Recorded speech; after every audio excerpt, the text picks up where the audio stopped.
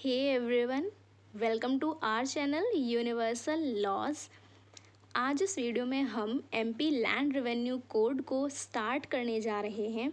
देखिए, आपका जो एमपी प्रीलिम्स एग्ज़ाम है उसकी डेट अनाउंस हो चुकी है। ऑन 6th ऑफ मई आपका एग्ज़ाम शेड्यूल्ड है एंड आई होप कि आपकी प्रिपरेशन काफ़ी अच्छी चल रही होगी। एंड ऑल्सो हमारे चैनल पर बहुत सा ऐसा कंटेंट हम प्रोवाइड करने की कोशिश कर रहे हैं जो कि इस एग्ज़ाम के लिए आपकी मदद करे एंड ताकि आप अपनी तैयारी को और बूस्ट अप कर सकें। So you can subscribe our channel and watch our videos on MP accommodation control act, जो कि हम ऑलरेडी कम्प्लीटली डिस्कस कर चुके हैं। हर एक सेक्शन को हमने अच्छे से पढ़ा है। आपको पीडीएफ में हैंड रिटन नोट्स भी हमने हमारे टेलीग्राम चैनल पर फ्री ऑफ कॉस्ट प्रोवाइड करे हैं। सो आई होप सभी कुछ आपके लिए हेल्पफुल रहेगा। So you can subscribe our channel and watch our videos.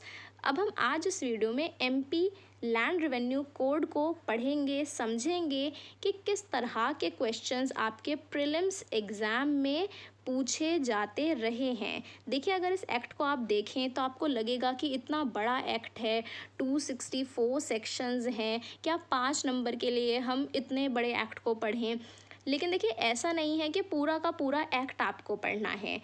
कुछ ऐसे सेलेक्टेड एरियाज़ होते हैं जहाँ से रिपीटेडली क्वेश्चंस पूछे जाते रहे हैं। सो मैं आपको बताऊंगी कि आपको प्रीलिम्स पॉइंट ऑफ व्यू से किन पर्टिकुलर सेक्शंस पर फोकस करना है और किस तरह के क्वेश्चंस वहाँ से पूछे जाते रहे हैं। As well as we will discuss कि मेंस की जब आप तैयारी करते हैं तो वो कौन से पर्टिकुलर एरियाज़ हैं जो कि मेंस पॉइंट ऑफ व्यू से इम्पॉर्टेंट हैं। So let's start. देखिए, सबसे पहले आपको पता होना चाहिए कि एक्ट नंबर क्या है। MP land revenue code is act number 20 of 1959। Okay, कई बार क्योंकि देखिए एक्ट नंबर से आपसे क्वेश्चन बन जाता है या एनफोर्समेंट डेट से क्वेश्चन बनता है, तो आप याद रखें कि the enforcement date of this act is 2 October 1959। 2 October important date है वैसे भी, तो आपको याद रखने में मुश्किल भी नहीं होगा कि 2 अक्टूबर 1959 से इस एक्ट को एनफोर्स किया गया है।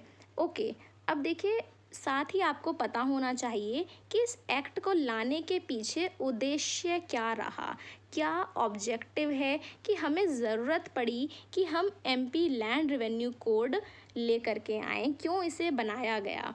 So, this act has the main object to consolidate and amend the laws related to land revenue।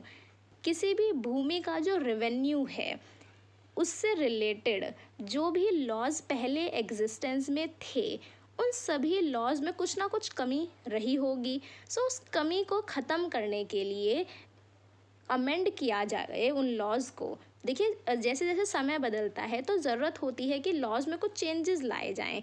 सो इसीलिए जो पुराने लॉज थे रिलेटेड टू लैंड रेवेन्यू, उन लॉज को कंसोलिडेट किया गया, उन्हें एक साथ इकट्ठा करके और एक पर्टिकुलर नया एक्ट बनाया गया जिसके अंदर रेवेन्यू ऑफिसर्स की पावर्स को बताया गया है कि जो भी रेवेन्यू ऑफिसर्स होंगे उनके पास क्या अधिकार होगा, क्या उनकी पावर्स होंगी, क्या उनके पास ड्यूटीज़ उनकी रहेंगी, एज वेल एज जो भी लैंड होल्डर्स हैं, वो पर्सन्स जिनको भूमि दी गई है, मीन्स एक तरह से जो कि भूमि स्वामी हैं, उनके क्या अधिकार होंगे, क्या उनके दायित्व होंगे, ये भी यहाँ पर बताया गया है इस एक्ट के अंदर।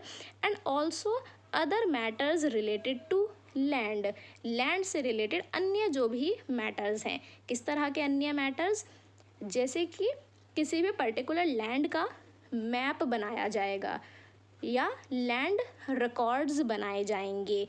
तो ये सभी बातें एमपी लैंड रेवेन्यू कोड के अंदर बताई गई हैं कि किस तरह से लैंड का मैप बनाया जाएगा, रिकॉर्ड्स बनाए जाएंगे, किस तरह से बाउंड्रीज़ को डिमार्केट किया जाएगा। ये सभी बातें इस एक्ट के अंदर हम पढ़ेंगे। ओके, अब हम देखते हैं सेक्शन 1। देखिए, सेक्शन 1 क्या कहता है। Short title, extent and commencement. हर एक एक्ट का जो सेक्शन 1 होता है यही रहता है। So this act is called as MP land revenue code of 1959। कोई नई बात नहीं है। अब हम देखते हैं इसकी एप्लीकेबिलिटी कि ये जो एक्ट है ये कहाँ कहाँ पर अप्लाई होता है। So it extends to the whole of Madhya Pradesh. देखिए, क्योंकि ये एक लोकल एक्ट है तो उस पर्टिकुलर स्टेट के ऊपर ही अप्लाई होगा, इसीलिए ये पूरे के पूरे मध्य प्रदेश राज्य के ऊपर अप्लाई होता है। लेकिन कहाँ अप्लाई नहीं होता, कहाँ पर अप्लाई नहीं होता? देखिए, nothing contained in this code shall apply to the areas which are reserved और protected under the Indian forest Act. कोई भी ऐसे एरियाज जो कि इंडियन फॉरेस्ट एक्ट ऑफ 1927, इस एक्ट के अंतर्गत वो सभी एरियाज जो कि रिजर्व करके रखे गए हैं एज अ फॉरेस्ट एरिया, उन सभी फॉरेस्ट एरियाज के ऊपर MP LRC अप्लाई नहीं होता। इस बात को आप याद रखेंगे क्योंकि कई बार एक्सेप्शन से क्वेश्चन बनता है कि कहाँ पर ये अप्लाई नहीं होगा। सो वो एरियाज जो कि इंडियन फॉरेस्ट एक्ट के अंदर as a forest area reserve किए गए हैं उसके ऊपर ये एक्ट अप्लाई नहीं होगा। अब देखिए, यहाँ पर आपने देखा होगा कि इतना कुछ हमने छोड़ दिया, ये नहीं पढ़ा। क्यों नहीं पढ़ा? क्योंकि यहाँ पर एक और एक्सेप्शन दिया गया है कि ऐसे एरियाज जो कि इंडियन फॉरेस्ट एक्ट के अंदर भले ही रिजर्व्ड हों या प्रोटेक्टेड हों, उनके ऊपर भी कुछ मैटर्स के रिस्पेक्ट में ये एक्ट अप्लाई होगा। किन किन मैटर्स को लेकर के? For the purpose of liability of land for payment of land revenue, कि किसी भी लैंड का जो लैंड रेवेन्यू है उसके रिस्पेक्ट में, या असेसमेंट ऑफ लैंड रेवेन्यू अगर किया जाना है, या लैंड रेवेन्यू के रियलाइजेशन के लिए कि किसी भी पर्टिकुलर लैंड का कितना लैंड रेवेन्यू बनता है, कितना लैंड रेवेन्यू पे किया जाना चाहिए। सो इन पर्टिकुलर मैटर्स के लिए ये जो एक्ट है ये अप्लाई होगा इवन टू दूज एरियाज, भले ही वो रिजर्व्ड या प्रोटेक्टेड एरियाज हों, उनके ऊपर भी इन स्पेसिफिक मैटर्स के लिए ये एक्ट अप्लाई होगा। ओके, आई होप आपको ये बात अच्छे से समझ में आई होगी। एंड फिर हमने एनफोर्समेंट डेट देख ही लिया कि 2 अक्टूबर को एनफोर्स हुआ है। अब हम बात करेंगे अबाउट डेफिनेशंस। देखिए, जब भी आप किसी भी पर्टिकुलर एक्ट में डेफिनेशन का सेक्शन देखते हैं तो जो भी डेफिनेशन क्लॉज होती हैं वो मेंस एग्ज़ाम के साथ साथ प्रीलिम्स एग्ज़ाम के लिए बहुत ही इम्पॉर्टेंट होती हैं। यहाँ से देखिए 2 तरह के क्वेश्चंस बनते हैं। पहला और मोस्ट ईजिएस्ट क्वेश्चन बनता है कि आपको केवल याद करना है कि किस पर्टिकुलर टर्म को कहाँ पर डिफ़ाइन किया गया है। कि सपोज़ आपसे पूछा जाएगा कि आबादी को कहाँ डिफ़ाइन किया गया है, तो आपको याद आना चाहिए कि आबादी इज़ डिफाइंड इन 2A। इसी तरह से आपसे पूछा जा सकता है रेवेन्यू ऑफिसर्स को कहाँ डिफ़ाइन किया गया है, तो आपको याद आना चाहिए कि रेवेन्यू ऑफिसर्स को डिफ़ाइन किया गया है under 2(1)U। Okay, so simple एक इस तरह के क्वेश्चंस बनते हैं। सेकंड, फिर आपको क्या करना है कि जो भी वो टर्म है उसकी जो डेफिनेशन है उस डेफिनेशन के कुछ एसेंशियल इंग्रेडिएंट्स आप याद रखेंगे। कहीं कोई एक्सेप्शन है तो उस एक्सेप्शन को आप याद रखेंगे।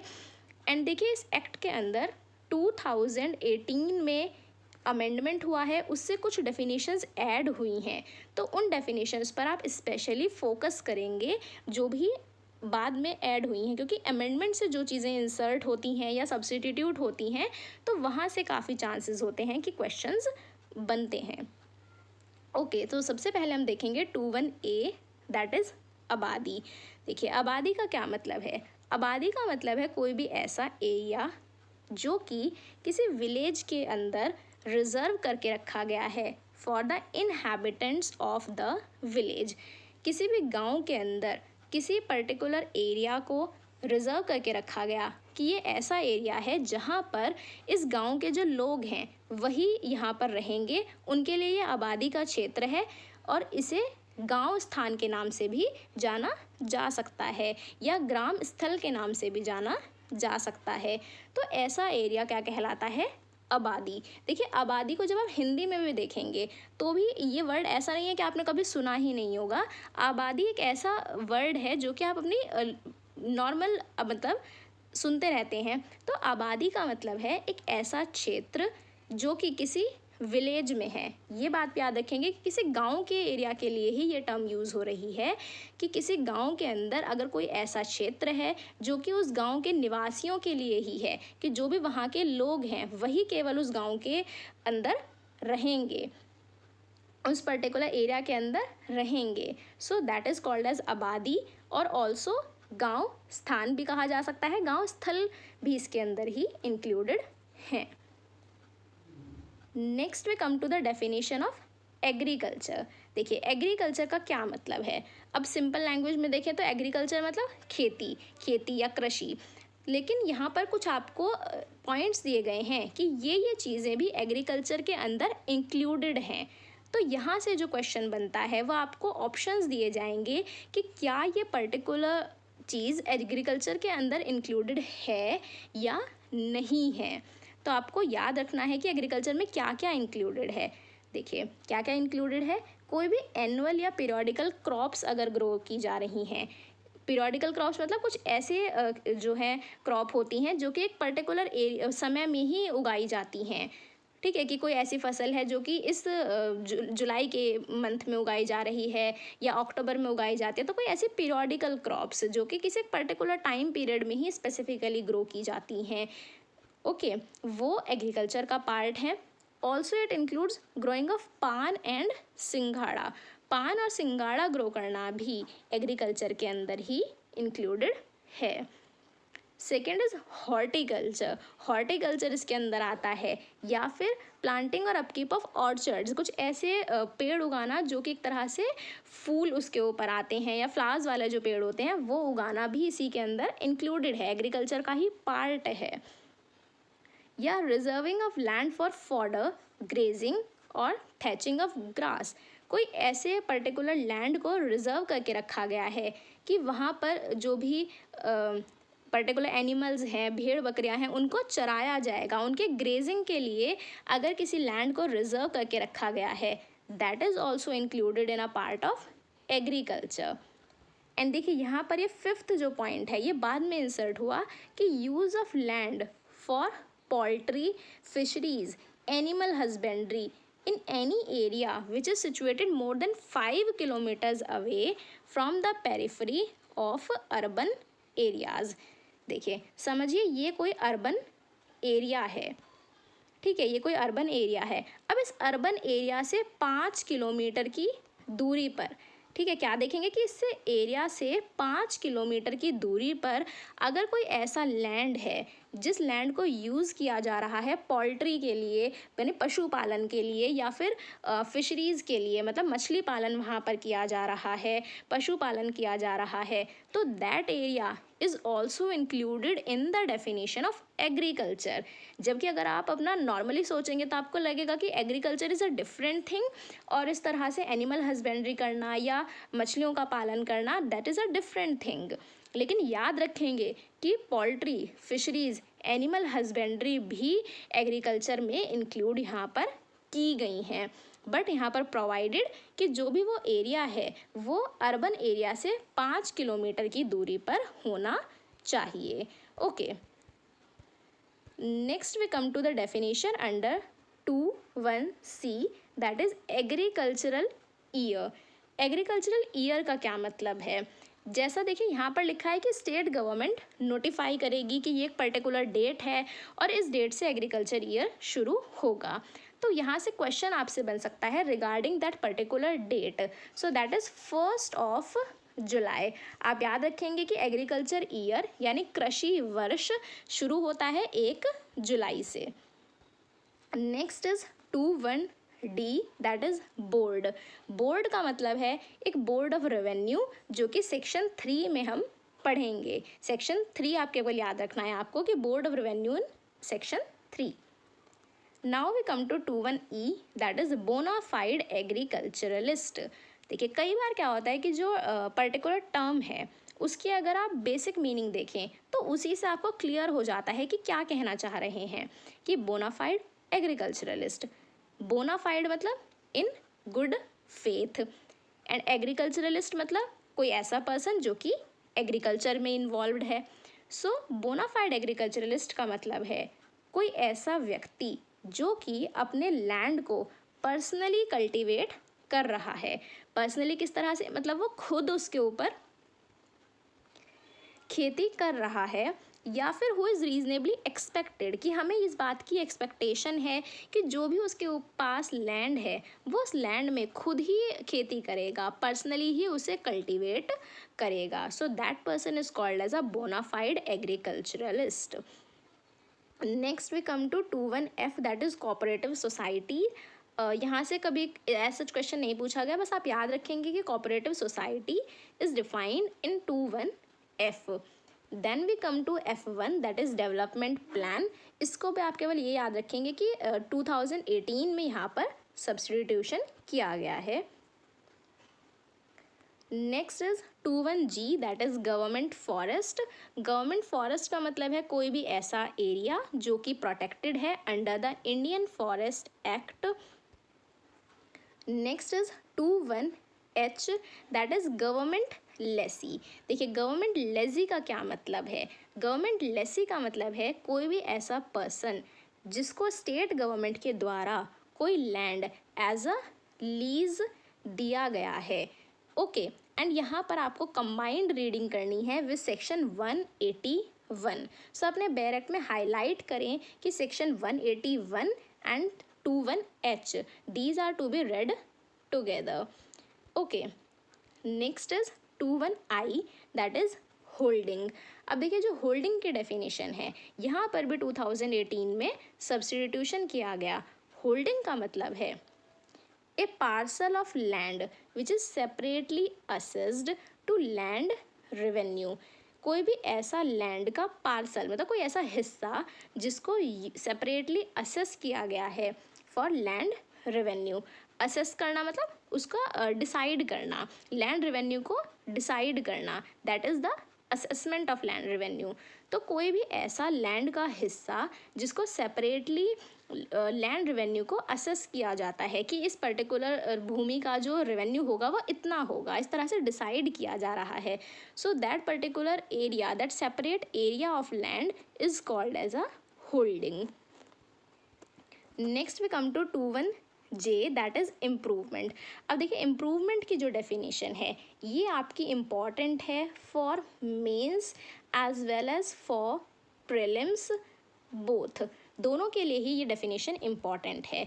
मेंस में तो देखिए आपसे शॉर्ट नोट में पूछा जा सकता है कि what is improvement, what is included in it and what is not included. और प्रीलिम्स में आपसे MCQ इस तरह से फ्रेम किया जा सकता है।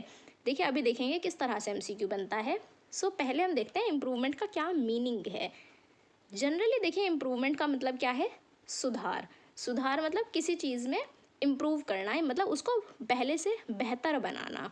किस तरह से बेहतर बनाना कि जो भी वो पर्टिकुलर लैंड है उसकी जो वैल्यू है वो बढ़ जाए, यानी उसकी जो अभी अगर समझिए वो लैंड 10 रुपये का है तो वो 20 रुपये का हो जाए, that is called as improvement, कि उसकी जो वैल्यू है उसको बढ़ावा करना उसके अंदर। लेकिन किस तरह से, क्या क्या चीज़ें इसके अंदर इंक्लूडेड हैं, किस किस चीज़ को हम समझेंगे कि अच्छा अगर लैंड के साथ ये किया गया है, उस लैंड के ऊपर ये काम किया गया है, इसका मतलब उस लैंड में इम्प्रूवमेंट किया गया है। कैसा, कब ऐसा समझा जाएगा।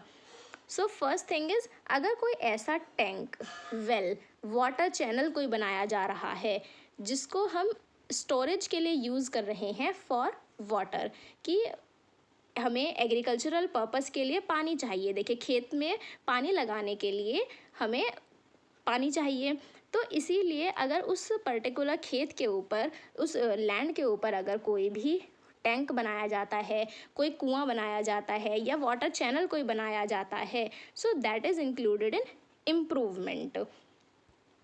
Next is construction of any work for drainage of land.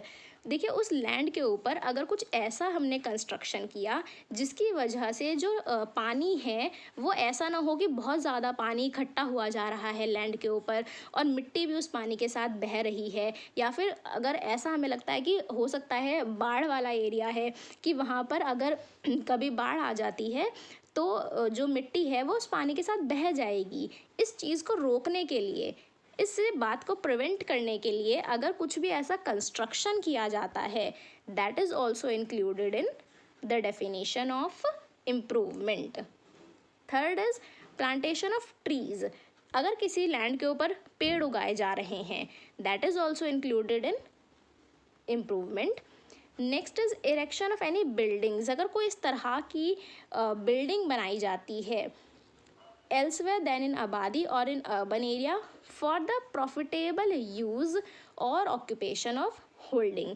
देखिए ताकि जो भी वो होल्डिंग है उसका और भी ज़्यादा बेहतर तरीके से इस्तेमाल किया जा सके।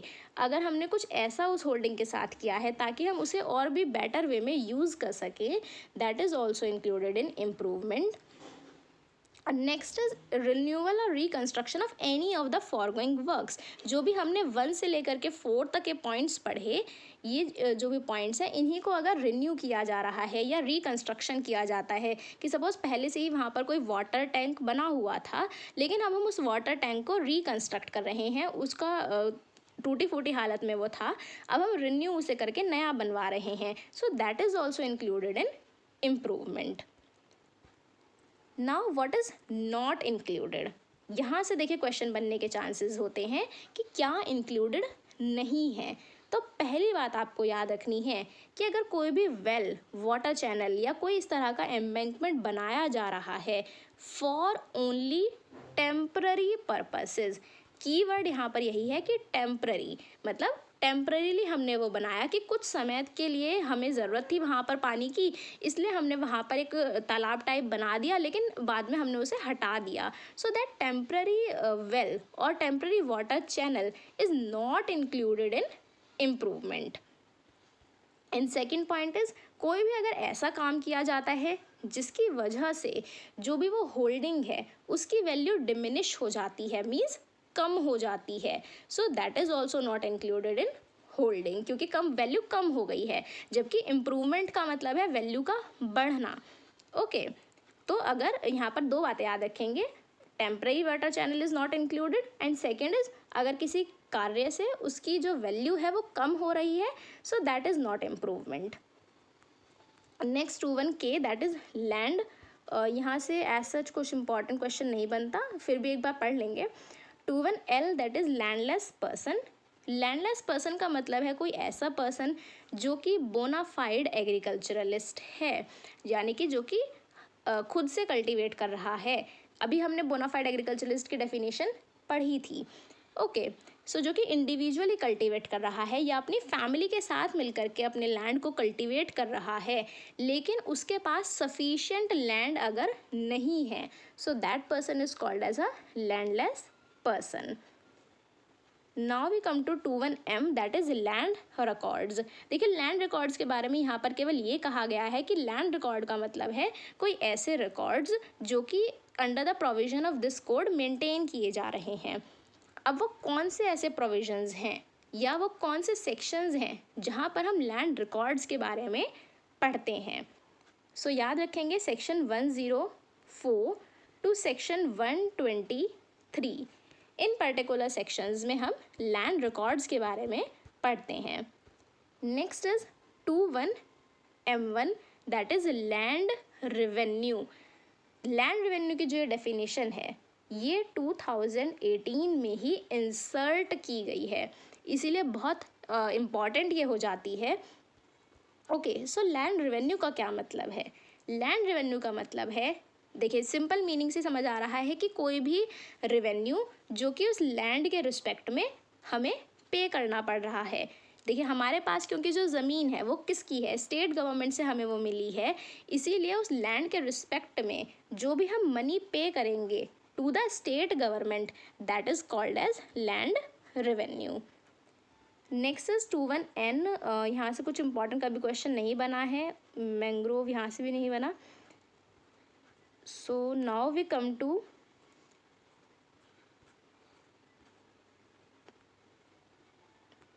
Yes rent. एक बार देख लेंगे थोड़ा सा रेंट का क्या मतलब है।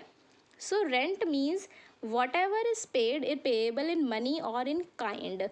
कुछ भी ऐसा जो कि पे किया जा रहा है by the government lessee to the government. Government lessee की भी रिस्पॉन्सिबिलिटी है कि वो गवर्नमेंट को कुछ अमाउंट पे करे और उस अमाउंट को क्या कहा जाएगा, रेंट। ऑल्सो जो भूमि स्वामी है यदि उसने अपनी ज़मीन किसी और को लीज पर दी हुई है तो जो लेसी है उसकी भी ये रिस्पॉन्सिबिलिटी है कि वो भूमि स्वामी को कुछ अमाउंट पे करेगा। So these particular amounts are called as rent. Next is 21U that is revenue officers. देखिए रेवेन्यू ऑफिसर का मतलब है as provided in this code and appointed by state government. So यहाँ पर आप याद रखेंगे कि 21U को आपको पढ़ना है along with section 11। Next we come to revenue year. Revenue year का क्या मतलब है, जिस तरह से हमने पढ़ा कि एग्रीकल्चर ईयर शुरू होता है फ्रॉम 1 जुलाई, इस तरह से आप याद रखेंगे कि रेवेन्यू ईयर स्टार्ट होता है फ्रॉम 1 अक्टूबर। 1 अक्टूबर से आपका रेवेन्यू ईयर शुरू होता है। एंड जो भी ये डेट्स हैं ये डिसाइड की जाती हैं by the state government. Okay, अब यहाँ पर दो डेफिनेशन आती हैं 21V1 एंड V2। याद रखेंगे ये दोनों जो डेफिनेशंस हैं ये भी 2018 में इंसर्ट की गई हैं। ओके, सो इन पर भी आपको स्पेसिफिक फोकस करना है। 21V1 that is sector. Sector का क्या मतलब है, सेक्टर का मतलब है कोई भी track of land in a urban area. किसी भी अर्बन एरिया में मतलब शहरी कोई इलाका है वहाँ पर अगर कोई भी एरिया ऑफ लैंड है और उसको सेक्टर के रूप में बांटा गया है so that is called a sector. Basically sector एक ऐसा टर्म है जो कि रिकॉर्ड्स वगैरह में यूज़ होता है। ओके, बस यहाँ पर जो कीवर्ड आपको याद रखना है दैट इज़ कि सेक्टर जो है वो बनाया जाता है इन अर्बन एरिया, किसी भी अर्बन एरिया के अंदर। जबकि देखिए हम सर्विस लैंड अगर पढ़ें तो सर्विस लैंड होता है in a non urban area. Means किसी भी विलेज के अंदर, किसी गांव के अंदर अगर कोई भी ऐसा लैंड है जो कि कोतवार को दिया जाता है for the purpose of agriculture, कि कोतवार को कहा जाता है कि ये लो ये एक पर्टिकुलर लैंड है और ये एक विलेज एरिया में आता है और तुम्हें क्या करना है यहाँ पर खेती बाड़ी के काम को देखना है। So that land is called as a service land. Okay, और कोतवार और यहाँ पर आपको याद रखेंगे विद सेक्शन 183। ओके, ये आपको यहाँ पर साथ में पढ़ना है। Next we come to 21X that is survey number. Survey number का क्या मतलब होता है, देखिए जब भी किसी भी लैंड का सर्वे किया जाता है सेक्शन 61 में आप पढ़ेंगे कि लैंड सर्वे किया जा रहा है। सो जब सर्वे किया जाता है तो किसी पर्टिकुलर लैंड को क्या किया जाएगा, एक नंबर अलॉट किया जाएगा कि ये इस लैंड का नंबर है। So that number is called as survey number. And यहाँ पर खसरा नंबर भी याद रखेंगे कि उस सर्वे नंबर को लैंड रिकॉर्ड्स के अंदर एज अ खसरा नंबर मेंशन किया जाता है। ठीक है, देखिए बहुत सिंपल है कि इस तरह से कोई मान लीजिए डॉक्यूमेंट है तो इसमें उसे नंबर अलॉट किया जाएगा कि खसरा नंबर 1, खसरा नंबर 2, इस तरह से लैंड को नंबर्स अलॉट किए जाते हैं। So these numbers are called as khasra number. Okay, and ये एक पार्ट है of the land records. Next is 21Z that is tenure holders. 21Z1 timber trees. Timber trees में कौन कौन से ट्रीज़ इंक्लूडेड हैं, ये देखिए यहाँ पर एक बहुत बड़ी सी लिस्ट है, याद कर पाना मुश्किल है और यहाँ से क्वेश्चन देखिए कई बार बन भी सकता है। तो आप क्या करें, इसको 4-5 बार पढ़ें और इसको टिक कर लें कि आपका जब एग्ज़ाम होगा तो उससे 2-3 दिन पहले आप इसको बार बार रिवाइज़ करें। देखिए कुछ प्रोविजंस ऐसे होते हैं जो कि आपको रिवीजन करने की ज़रूरत पड़ती ही पड़ती है। क्योंकि ये जो लिस्ट है, अब यहाँ पर इतने सारे ट्रीज़ दिए गए हैं, अगर आप आज 1 महीने पहले इनको याद करके रख लेंगे तो बहुत मुश्किल है कि आपको 1 महीने बाद भी ये याद रहें सेम इसी तरह से। तो आप क्या करें, जब आपका एग्ज़ाम है उससे 4-5 दिन पहले बार-बार इस लिस्ट के जो भी नाम हैं उनको रिवाइज़ करें। तो आपको एग्ज़ाम में आपका एमसीक्यू एटलीस्ट गलत नहीं होगा और मेंस में ये क्वेश्चन नहीं आता है। आपको क्या करना है, प्रीलिम्स में केवल आपका एक एमसीक्यू सही करके आना है। तो इसके लिए क्या है आपके पास तरीका कि आप इसको उस समय बार बार रिवाइज़ कर लें। और आप क्या चाहें तो कुछ शॉर्ट ट्रिक बना सकते हैं, या फिर जो यहाँ पर हिंदी के नाम हैं उनको याद रख सकते हैं कि यहाँ पर क्या क्या इंक्लूडेड है। देखिए, सांगवान, बीजा, शीशम, साल, तिनसा, कुछ चीज़ें तो आपको 5-6 तो ऐसे भी याद हो जाएंगे। सांगवान, बीजा, शीशम, साल, इस तरह से 4-5 बार कॉन्टिन्यूसली पढ़ेंगे तो याद हो जाएगा। देखिए, चंदन, कुछ ऐसा नहीं है कि जो आपने अभी सुना ही ना हो। चंदन आपने सुना है, साल, शीशम सुने हुए वर्ड्स हैं, अर्जुन सुना हुआ वर्ड है, तेंदू की ट्री लीव्स होती हैं, तेंदू लीव्स सुना हुआ वर्ड है, खामखर। ठीक है, देखिए इस तरह से याद हो जाएगा, उतना मुश्किल नहीं है। पहले आप वो टर्म्स यहाँ से याद करें, वो वाले ट्रीज़ जो कि आपने सुने हुए हैं, जैसे सांगवान, साल, शीशम, चंदन, Arjun, tendu.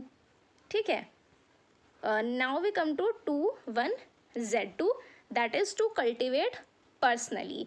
To cultivate personally का क्या मतलब है? अभी हमने जब बोनाफाइड एग्रीकल्चरलिस्ट पढ़ा था वहाँ पर भी हमने पढ़ा था कि टू कल्टिवेट पर्सनली, लेकिन उस पर्सनली कल्टिवेशन से क्या मतलब है? कब हम कहेंगे कि ये जो पर्सन है वो पर्सनली कल्टिवेट कर रहा है अपने लैंड को? देखिए, कब कहेंगे, यदि वो खुद अपने लेबर से, खुद अपनी मेहनत से अगर कल्टिवेशन कर रहा है, या अपने फैमिली मेम्बर्स को ही उसने लगाया हुआ है और फैमिली मेम्बर्स मिलकर के कल्टिवेशन कर रहे हैं, या फिर by servants on the wages payable in cash और in kind but not in crop share, कि उसने क्या किया हुआ है, वहाँ पर 1-2 सर्वेंट्स को रखा हुआ है और जो भी वो सर्वेंट्स हैं उन्हें वो कैश में पे करता है या फिर कुछ सामान दे करके पे करता है, but not in crop share, कि उसने लेकिन ऐसा नहीं कहा कि जो भी मेरी क्रॉप होगी उसमें से मैं तुम्हें 1/3 हिस्सा, 1/4 हिस्सा, ऐसा कोई हिस्सा दे दूंगा। ये बात उनके बीच में नहीं है। केवल ये बात है कि या तो मैं तुम्हें कैश में पे करूंगा, पैसे पे करूंगा, या फिर कुछ सामान इस तरह से मैं दे दूंगा। तो इस तरह से अगर किसी सर्वेंट को रखा गया है तो that will also be included in cultivating personally. Next is by hired labour under one's personal supervision, या आपने लेबर को हायर किया हुआ है कि वो वहाँ पर खेती करे, लेकिन आप पर्सनली उस बात को सुपरवाइज भी कर रहे हैं। आप देख रहे हैं कि क्या जो लेबर है वो सही से काम कर रही है, नहीं कर रही, अपने पर्सनल सुपरविजन में या अपने किसी फैमिली मेम्बर के सुपरविजन में आप उस काम को वहाँ पर करवा रहे हैं। So that is also included in cultivating the land personally.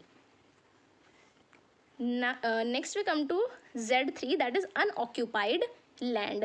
कब कहा जाएगा किसी भी लैंड को कि ये अनऑक्यूपाइड है, कि यहाँ पर कोई किसी ने रखा हुआ नहीं है, उस लैंड को ऑक्यूपाई नहीं किया हुआ। सो अगर कोई भी इस तरह का लैंड है other than that in the आबादी लैंड और इन सर्विस लैंड और लैंड हेल्ड बाय द भूमि स्वामी और गवर्नमेंट लेसी, मीन्स कोई भी ऐसा लैंड जिसको ना तो आबादी के लिए रिजर्व रखा गया है, ना ही उसको as a service land reserve रखा गया है, ना ही कोई भूमि स्वामी है जो कि उस पर्टिकुलर लैंड के ऊपर क्लेम कर रहा हो कि ये मेरा लैंड है, और ना ही कोई गवर्नमेंट लेसी उस लैंड के रिस्पेक्ट में है, तो ऐसे लैंड को कहा जाएगा कि this is an unoccupied land, किसी ने भी उस लैंड को ऑक्यूपाई नहीं किया हुआ। Next Z4, that is urban area, this is not that much important. 21Z5, that is village का क्या मतलब है? सो विलेज का मतलब है कोई भी ऐसा ट्रैक ऑफ लैंड जो कि किसी नॉन अर्बन एरिया का पार्ट है। सिंपल है, देखिए, अर्बन एरिया मतलब शहरी इलाका, विलेज मतलब जो कि शहरी नहीं है यानी कि नॉन अर्बन एरिया है, और जिसको रिकॉग्नाइज किया गया है एज अ विलेज लैंड। जो भी देखिए लैंड रिकॉर्ड्स बनाए जाते हैं उन सभी रिकॉर्ड्स में, या फिर लैंड सर्वे जब किया जाएगा तो सर्वे के दौरान भी अगर किसी एरिया को रिकॉग्नाइज किया गया है कि ये तो एक विलेज एरिया है, एक नॉन अर्बन एरिया है, सो या गांव है, तो that is considered as a village area. Okay, so 21Z5। देखिए ये जो आपको ये भी याद रखना है कि जो भी ये वाली सब डेफिनेशंस थी Z1 Z2 Z5 ये सब आपको याद रखना है कि यहाँ पर 2018 का जो अमेंडमेंट है वो आपको ज़रूर ध्यान रखना है कि कौन कौन से डेफिनेशंस हैं जो कि 2018 के अमेंडमेंट से इंसर्ट हुई हैं या जहाँ पर कोई भी सब्स्टिट्यूशन किया गया है। ओके सो ये हमने सभी डेफिनेशंस पढ़ी। आई होप कि आपको हेल्पफुल लग रहा है ये वीडियो। सो अगर आपको ये हेल्पफुल लगता है do hit the like button and also you can share this video with your friends because sharing is caring. And अगर आप चाहते हैं कि हम इसी तरह से आपके लिए लेक्चर्स लाते रहें so do right this in comment section. अगर आपके कोई सजेशंस हैं तो वो भी आप कॉमेंट सेक्शन में लिख सकते हैं, कोई क्वेरीज हैं वो भी पूछ सकते हैं। Also you can join us on Telegram जहाँ पर आपको सभी PDF नोट्स समय समय पर अवेलेबल कराए जा रहे हैं।